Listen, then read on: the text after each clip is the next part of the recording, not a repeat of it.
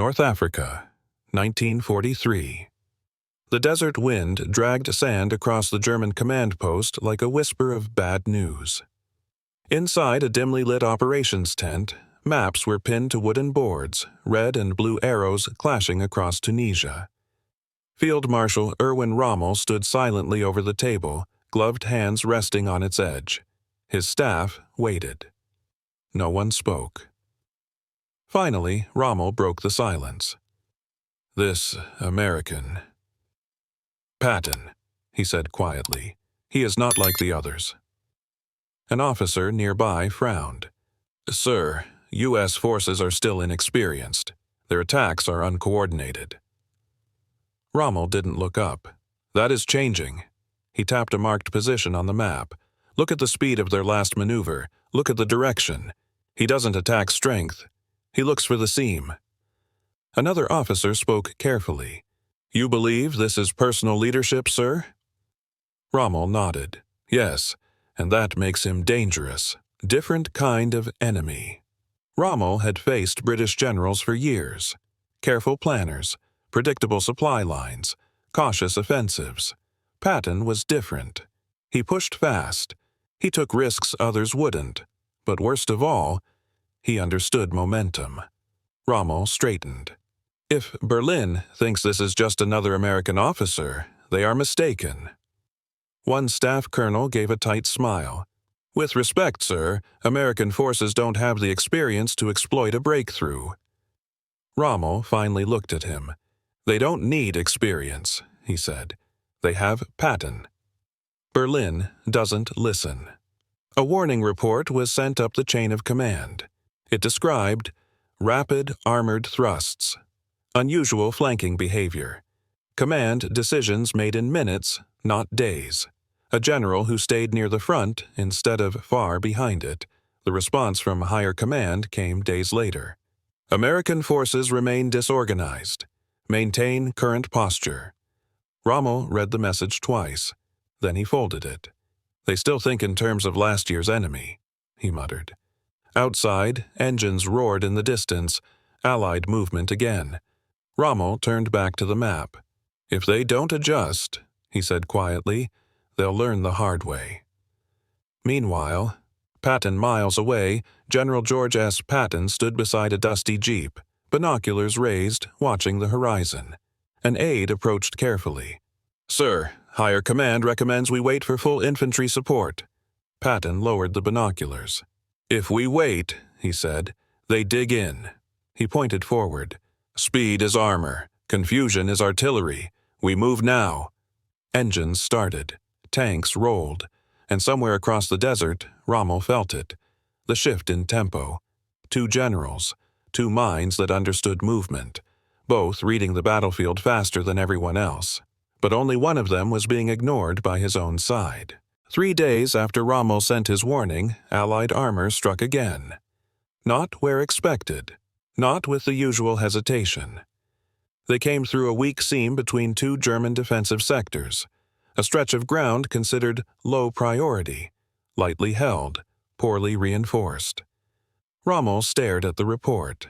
"He found it," he said quietly. An officer nearby looked confused. "Sir?" "The gap," Rommel replied. "The one Berlin said didn't matter." Speed over caution. Patton didn't pause to consolidate. He didn't wait for perfect supply lines. He didn't stop to reorganize. He pushed forward before the German command even understood what was happening. Fuel trucks bounced over rough desert trails. Infantry rode on tank hulls. Artillery units leapfrogged positions without full orders. To traditional commanders, it looked reckless. To Patton, it was simple. "If they're confused," he told his staff, "we're winning." German confusion. At a forward German command post, radio operators struggled to keep up. "American armor spotted 20 kilometers east." "No, correction, they've already passed that position." "Requesting new defensive line coordinates." Officers argued over maps that were already outdated. Rommel listened to the chaos through field reports, jaw tight. "He's not attacking our strength," Rommel said. "He's attacking our tempo." One colonel asked, "Should we counterattack immediately, sir?" Rommel shook his head slowly. By the time we prepare, he'll already be somewhere else. Pressure builds. Berlin sent another message. Hold current lines. Enemy advance limited. Situation stable. Rommel folded the paper with visible frustration. Stable? He muttered. Outside, distant artillery thumped. Not German. Allied guns were already firing from positions they weren't supposed to reach for another week. Rommel turned to his staff. He doesn't slow down after success, he said quietly. He accelerates. Patton's gamble. Near the front, Patton stood over a hood-mounted map as dust swirled around him. An aide pointed nervously. Sir, we're outrunning some of our supplies. Patton didn't look concerned. Then we take theirs. He jabbed a finger forward. The faster we move, the less time they have to think, and a thinking enemy is a dangerous enemy. Engines roared again. The push continued, and somewhere behind the German lines, positions that were supposed to be safe were suddenly front line. Rommel had been right, but Berlin still believed this was just another temporary American surge. They had no idea what the next 2 weeks would bring. By the third week, the maps no longer made sense. German defensive lines that had taken months to prepare were collapsing in days. Units that were supposed to be supporting each other were now isolated, retreating, or cut off entirely. Reports flooded Rommel's headquarters. Fuel depots overrun, supply routes severed, artillery abandoned to avoid capture. It wasn't one massive breakthrough. It was dozens of small ones, happening faster than the German command structure could react. Rommel looked at the newest situation map. The front line wasn't a line anymore. It was fragments, the price of delay. An officer spoke quietly behind him. Sir, Berlin asks if this is a temporary withdrawal. Rommel didn't turn around. No, he said. This is the result of 3 weeks of underestimating an enemy who never stopped moving. He tapped the map. He didn't defeat us with numbers. He defeated us with time. Every hour the Germans waited for perfect orders, Patton gained ground. Every delay became a lost position. Every hesitation became an encirclement risk. Rommel had seen it coming. But warnings don't stop tanks. Patton breaks the rhythm. On the Allied side, the advance showed no sign of slowing. Patton rode forward constantly, pushing commanders to keep momentum. Exploit success, he repeated. Don't admire it. German forces trying to regroup found American units already behind them.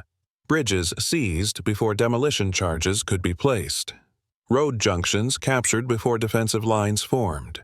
Reserves committed too late, arriving to battles already lost.